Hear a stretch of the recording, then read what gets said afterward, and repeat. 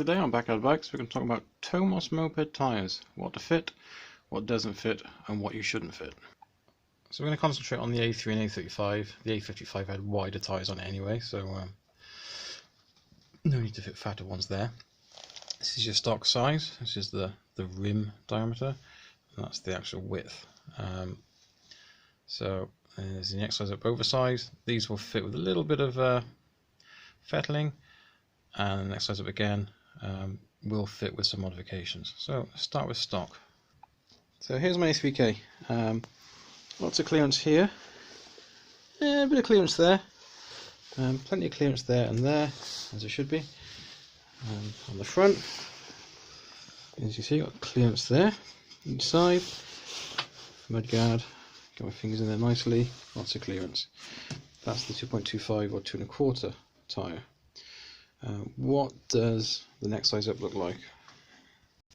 It looks like this. This is my A3M.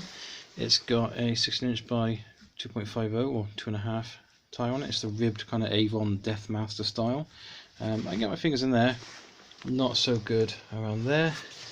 And as you can see, the stays actually rub. You need to kind of pull them out slightly to stop that from happening. Otherwise you'll hear it as you ride along, and it's not good for the side wall of the tyre. What's even worse for the side wall is if you change the bolts here and the thread sticks through too much, it will gouge away your tyres. Again, not clever. On the rear, still got good clearance here, but not back here. I've had to shorten the mudguard on this one because I'm kind of full deflection of the swing arm, rotating that way. As you go over a bump, it was rubbing the underside of the mudguard and the number plate bracket.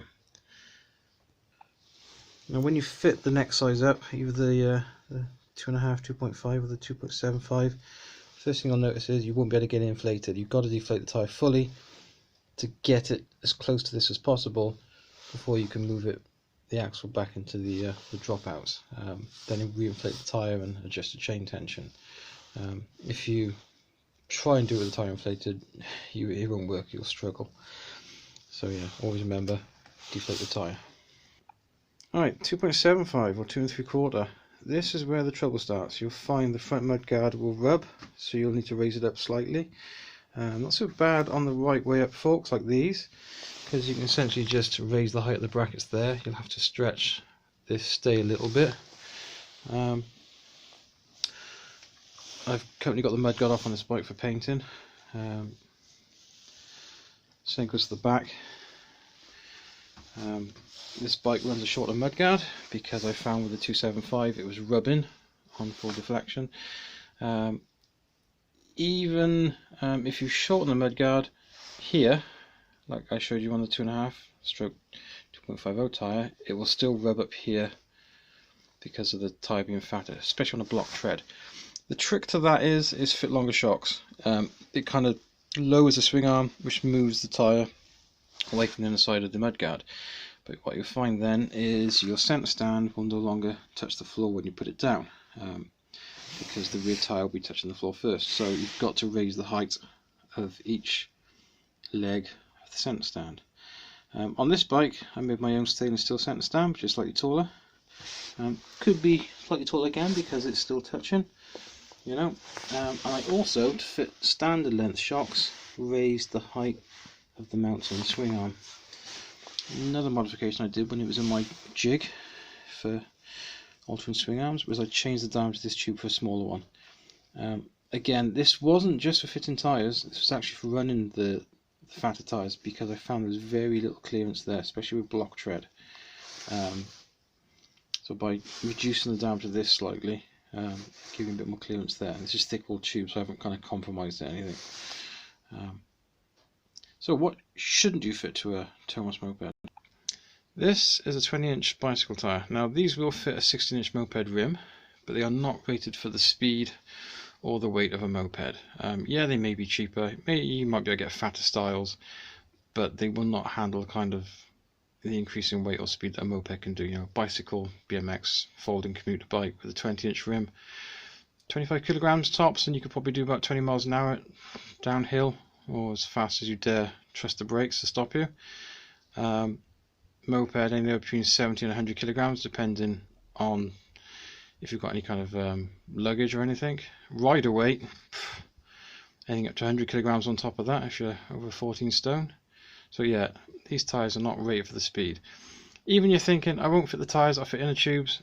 Inner tubes aren't rated either. I mean, the valve stem, not great on a bicycle. They do have a habit of kind of wandering if the tube starts to shift a little bit in the rim. There's a proper moped, kind of runs a metal valve like a motorcycle with a nut on it, which is much better. Another thing to bear in mind if you're in the UK, if you fit these tyres to a moped or a motorcycle, if you're really crazy, take for an MOT, they'll probably fail you on it because they're essentially not fit for purpose. You've fitted a tyre to a rim that it was never designed for, and it'll fail the MOT on that.